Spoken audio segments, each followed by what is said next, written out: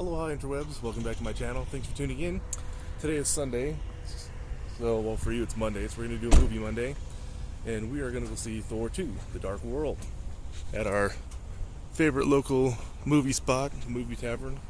So we get to have lunch in here, and we're going to watch a movie, and we're going to meet some friends of ours, and then we're going to talk about it. So let us check it out.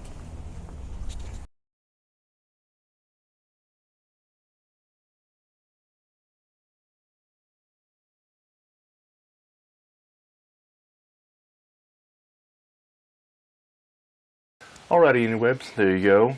Thor 2, The Dark World. And I gotta say, I was pretty pleasantly surprised with this movie.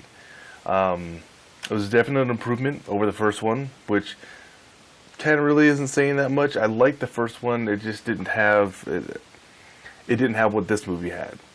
Better writing, cinematography, and effects. Basically, there's too much of the human world in the first one. Too much Thor not being Thor. And in my opinion, this movie fixes that. There's a lot more Asgard. There's a lot more other worlds. Or there is a lot of stuff going on Earth, but it's not just this little town in New Mexico. It just allows for bigger things to be going on, which is enjoyable to watch more so than just trying to put this big superhero in this little itty-bitty town and then all hell breaking loose on it. So it spans worlds, and it's just much more interesting to watch. The characters are more interesting.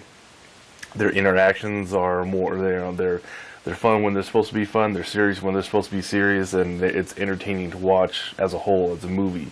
And the visual effects in this movie are pretty stunning. I really like how they did Asgard, and kind of developed some of the other worlds, especially the larger fight scenes in the movie. They're pretty impressive to watch. It's fun. So pleasantly surprised about this movie. I kind of had set up myself for a bit of a fail. Just didn't want to expect too much from the next Thor, because I didn't want it to disappoint me. But it doesn't sound like I did, but I went into it with a pretty open mind, and I was surprised, and it ended up being a really enjoyable movie to watch. So it was entertaining. I liked it. The big problem is, if you've seen any of my other reviews about any of the individual movies that kind of culminate into the Avengers, which I'll put a annotation or something like that in this video, the big problem you get is that any of the individual movies really can't be as big as the Avengers are when they're all together. So kind of leading up into the Avengers 2, we have Iron Man 3, we have this one, Thor 2, and then we're going to have a second Iron Man, or a second Captain America movie before the next Avengers movie comes out. And all of those movies, they need to be able to have merit to stand on their own, to justify making the movies. But in the end, they can't really be bigger than the Avengers, because when you assemble the whole team, it has to be a big villain, bigger scenes, bigger fights, in order for you to really kind of get behind this team of superheroes. If they're fighting somebody lame, then it's not really gonna matter. If they're fighting people on an individual basis that are so devastatingly awesome, then why would they even need a team? So there's that kind of balance, and I think that Iron Man 3 already kind of fell short on that.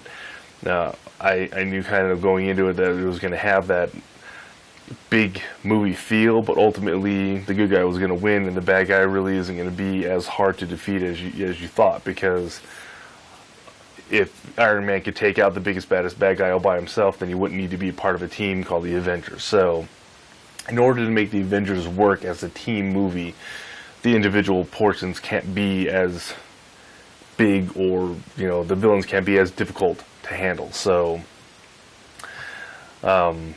keeping that in the back of my mind, I was still pleasantly surprised with this movie as far as how it went. And just like Robert Downey Jr. kind of, he really makes the Iron Man role. I really enjoy the brother banter that Loki and and Thor have developed in the past, in the first movie, and then into the Avengers, and now into this one. And Loki has a bigger part in to play in this movie. So having those two together, having their conflict, having their banter, and having them basically just be brothers, it adds a lot to Thor. And I really like the way both of these actors make choices to portray that brother relationship. That's a fun part to watch, you know, for these Thor movies. And overall, I thought it was a really fun show. It was a good time. So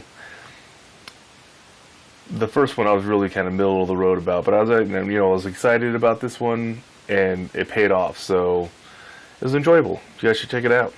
I had fun. You probably will too. Thanks for stopping by the channel and the webs. I appreciate it. Peace out.